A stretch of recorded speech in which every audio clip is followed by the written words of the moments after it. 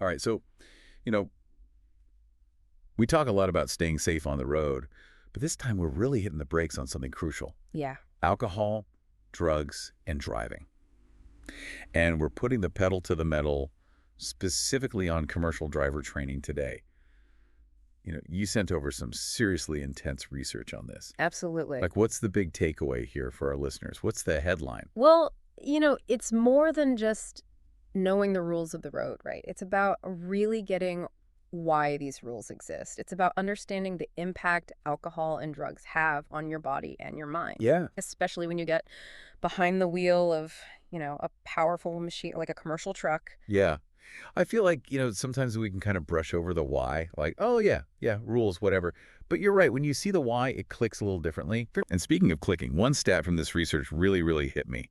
Over 20,000 crash fatalities each year involve alcohol. Yeah, it's a big number. It's huge. Yeah. I mean, that's not just a statistic. Those are, real lives impacted. Yeah, absolutely. And it makes it clear why we need to get this right. Absolutely. And to fully get it, we got to understand how alcohol affects our ability to drive, like step by step. Okay, so let's break it down. So let's say you take a sip of beer, right? Okay. That alcohol goes right into your bloodstream. From there, it goes straight to your brain, and that's where you start feeling those initial effects. Right. Now, your body does try to get rid of it naturally. A little bit gets filtered out.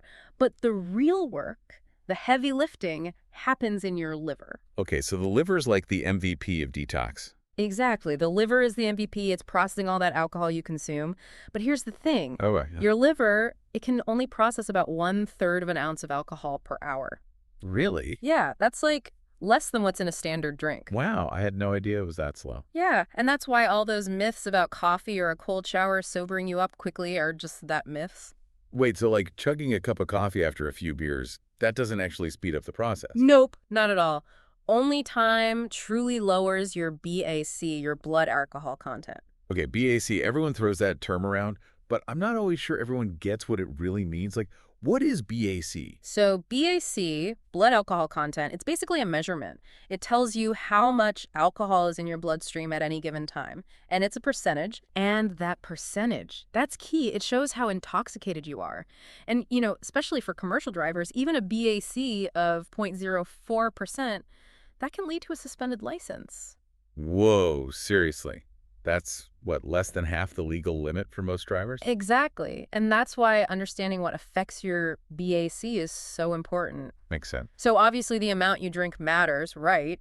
But how fast you drink it, that matters too. Sipping a beer over an hour versus downing 3 in that same hour. Uh-huh. Totally different story in terms of BAC. Right, yeah, I get that. But there's another factor that people often don't think about: body weight. Oh, interesting. A smaller person, they're going to reach a higher BAC faster than someone larger, even if they drink the same amount. Huh.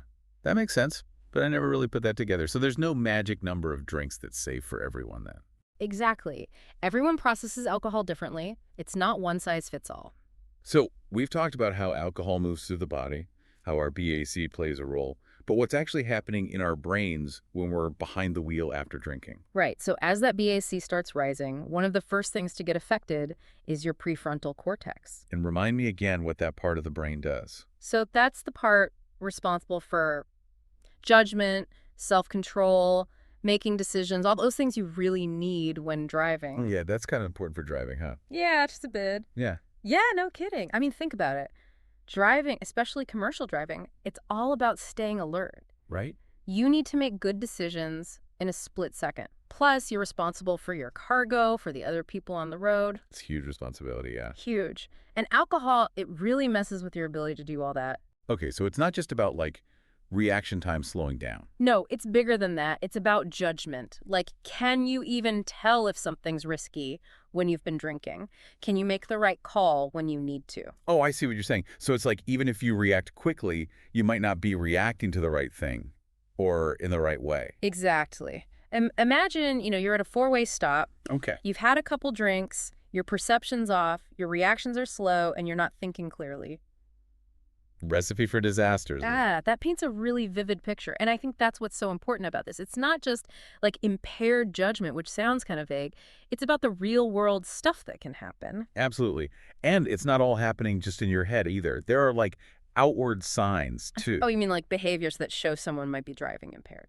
Exactly. And everyone's seen them. Like trouble staying in their lane. Oh, yeah, weaving around. Yep, that's alcohol messing with their coordination. Or like slamming on the brakes for no reason. Yeah, yeah, or like speeding up, then slowing down, all Ugh. jerky. Right. Or they just completely miss a stop sign, forget to signal, stuff like that. Their attention's gone. So basically, anything that makes you think, whoa, this person's not in control, that's a red flag. Big time. And those aren't just, oops moments. They can be deadly serious. Right, right. Back to that 20,000 fatalities number. Exactly. It's the real deal. Yeah. Okay, so we can't talk about this without, the other elephant in the room. Right. Right. Beyond alcohol. Yeah, other drugs, legal and not legal. And for commercial drivers, it's a whole other level of Yeah. serious, right? Yeah. Absolutely. Zero tolerance.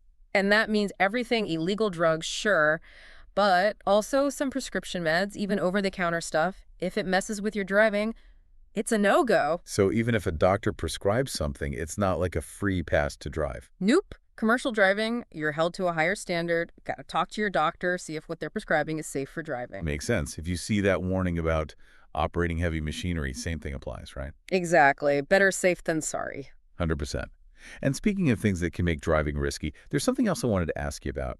This came up in the research, too, and I never really thought about it this way before. What's that? Fatigue. Being tired. Like, we all know it's bad, but the research really hammered home that it can be just as bad as driving under the influence. Oh, absolutely. People underestimate fatigue all the time. It's like your brain just can't function, right? Nope.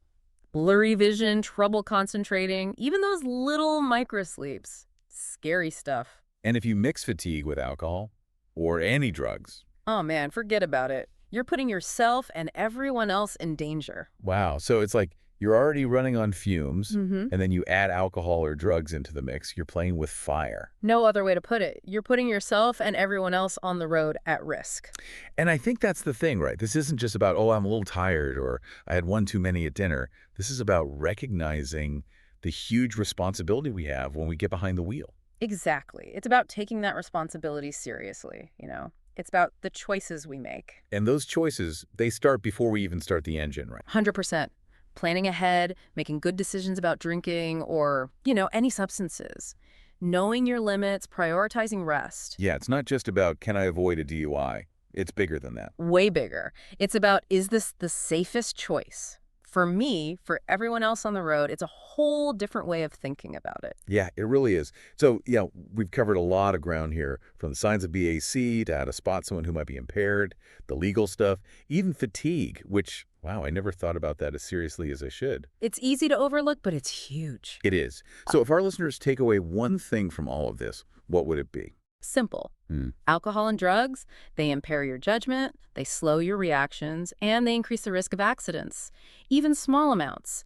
And for commercial drivers, those risks, they're magnified. Your job, your career, other people's lives, it's all on the line. It's a lot to carry, yeah. It is, but that's the reality. It is. Well, this has been a truly eye-opening deep dive. I feel like I've learned so much, and I hope our listeners have too. Me too, me too. So to everyone out there, drive safe. Absolutely. Stay safe, make smart choices.